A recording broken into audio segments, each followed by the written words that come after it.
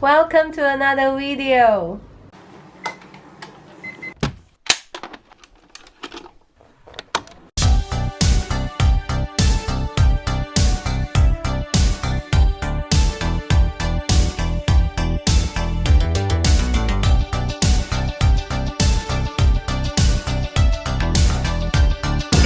Hey guys, and welcome to my video on the upsides of Chinese hospitality. Now, I got a slew of comments in my last video about the downsides of Chinese hospitality from people that were furious at me for including, the host, for filming him and putting him in the video, saying how rude it was. But I did it on purpose. That's one thing people don't seem to realize, is I, on purpose, included him in the video because I absolutely love that guy. And I'm going to explain to you why. Now, the main issue with the downsides that I was talking about earlier is the fact that you get trapped by this hospitality, and it's all due to face.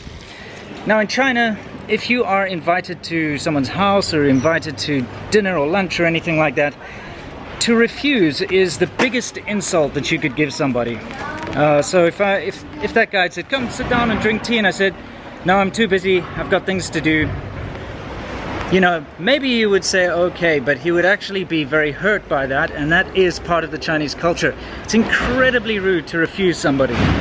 So that's why, reluctantly, and I've had to over the years, constantly go places I don't want to go, eat food I don't want to eat, and trust me when I say eat food I don't want to eat, they force feed you like you won't believe.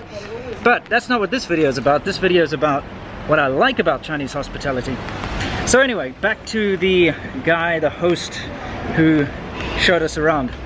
What I love about Chinese hospitality, number one, is that people are willing to bring in strangers.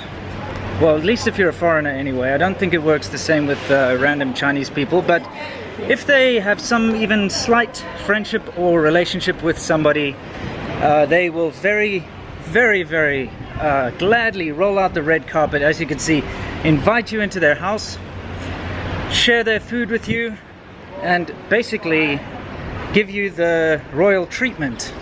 And it's very genuine.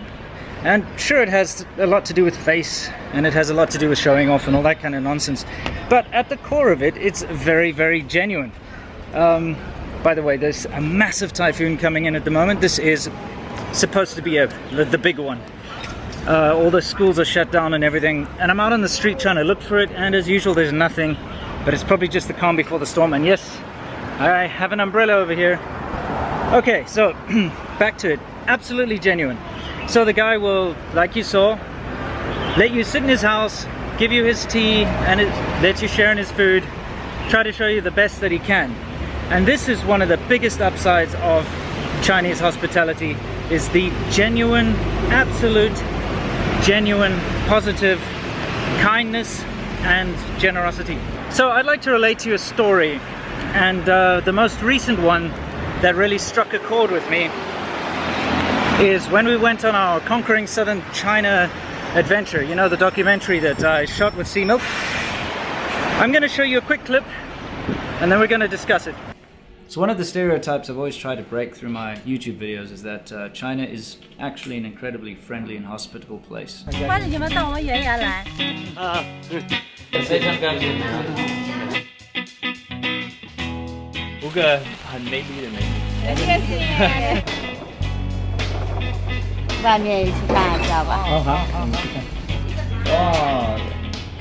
他们一次出游，刚好我们也是出游，我们在路上一起就碰见在一起了。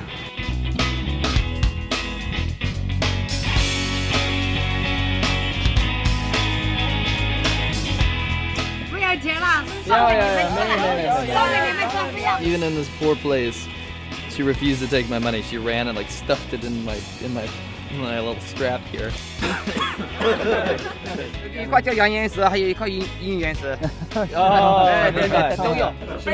What he said is like, you drink about 3 of those, you're gonna find a beautiful girl, and you're gonna last at least half an hour. Being here so long and being able to speak the language and actually talk to the local people and experience all these different local cultures was something really special.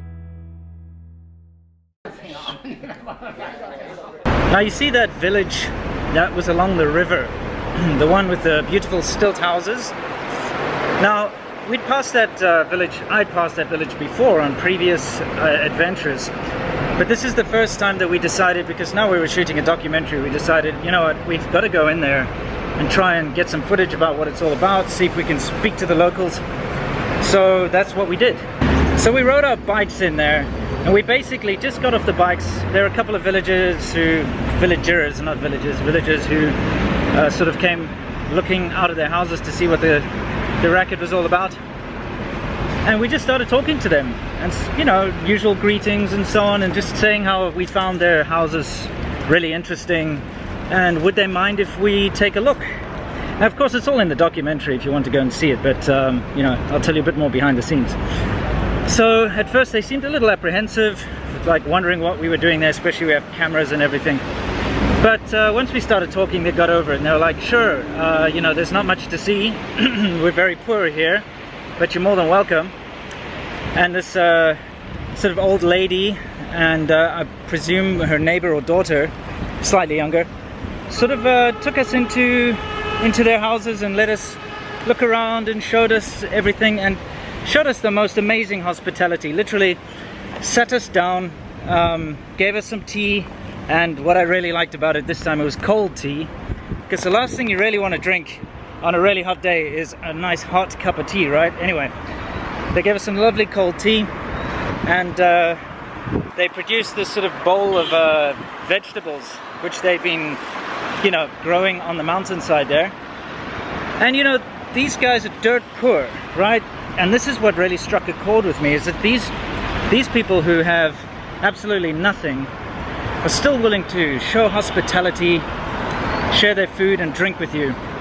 And it was an amazing experience. Now, what you didn't see in the documentary is before we left, I snuck some money in their little bowl of vegetables.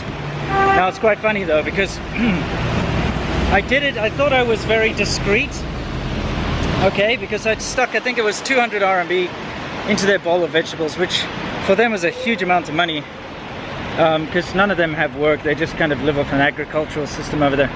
So I stuck some money in their bowl of taro or whatever it was they gave us, very discreetly, and as we were leaving the village, obviously they discovered it and word spread, because literally as we were trying to leave, people were coming out of all the houses in the village, like left and right, all saying, hey, hey, you want to come look in my house? You want to come check out my house? It was quite funny. Obviously all trying to grab a little of that cash. But, you know, that being said, back to the original point, is that without expecting anything in return, these guys were the most gracious hosts and the most hospitable people, and that is something that is very, I would say, well, it's not uniquely Chinese, of course you get hospitable people all over the world, but that particular kind of hospitality to somebody who's completely foreign and different to you in every way is absolutely astounding and lovely, and that is one of the reasons I love China and always will. So that is it for this particular video. It is starting to pick up here, the wind. If this typhoon actually turns into anything, I will of course get some footage for you guys. Anyway, that's it for this one, guys. I hope you found it informative. Please let me know in the comments, and as usual, you know the drill. Stay awesome.